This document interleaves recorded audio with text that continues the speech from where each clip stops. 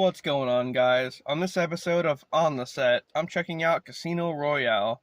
No, not the Daniel Craig one. This one's from 1967 and serves as a parody to the franchise with David Niven as James Bond. Let's get into it.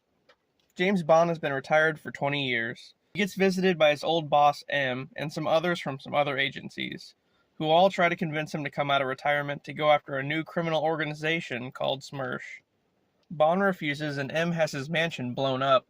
Well, that's crazy. I can't believe M did that. But anyway, M dies in the explosion and Bond returns his only remains, his hairpiece, to his wife. However, unbeknownst to Bond, M's wife was replaced by a SMERSH agent. M's house is full of women who all try to seduce Bond, but it doesn't work. Later on, Bond heads back to London where someone else tries to kill him. Then, Bond gets named the head of MI6 in place of M, and he learns that some agents from MI6, KGB, and some other agencies have all been getting killed off due to their inability to deny sex. In order to confuse SMERSH, Bond orders that all agents from here on out will be all referred to as James Bond. Then he starts a program to train the agents on how to avoid the women's advances. Wow, really?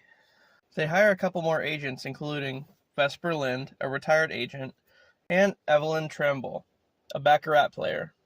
Bond wants Tremble to go after a SMERSH agent named Schiffer, who's been embezzling SMERSH's money.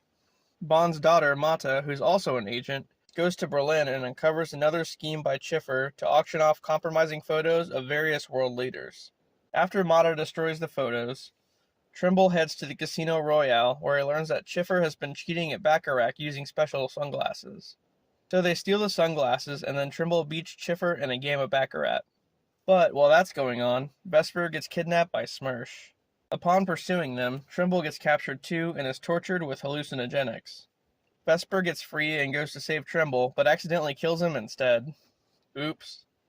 As that's going on, SMERSH catches on to Schiffer's embezzling and they show up to kill him. Meanwhile, back in London, Mata is kidnapped by SMERSH and Bond goes after her. He makes it to the SMERSH hideout, which he finds out is ran by Dr. Noah, who's actually Bond's nephew, Jimmy. Jimmy was an MI6 agent too, but then he switched sides despite his uncle. Jimmy reveals his plan to use biological warfare to make all women beautiful and to kill off every guy that's taller than him, so that ultimately he can get all the girls. What a stupid plan. Then, one of the agents that he captures convinces him to take a pill that turns him into a walking atomic bomb. Bond, Mata, and some other captive agents escape and run into Vesper, who turns out to be a double agent. Then, a huge fight occurs in the casino. All of a sudden, the pill that Jimmy swallowed explodes, killing literally everyone. Literally. And afterward, Bond appears in heaven. The end. Well, that took a weird turn. Technically, this doesn't count as a Bond film, but I wanted to review it anyway. I just wonder how it compares to the Daniel Craig version. Anyway, I'll see you on the next adventure.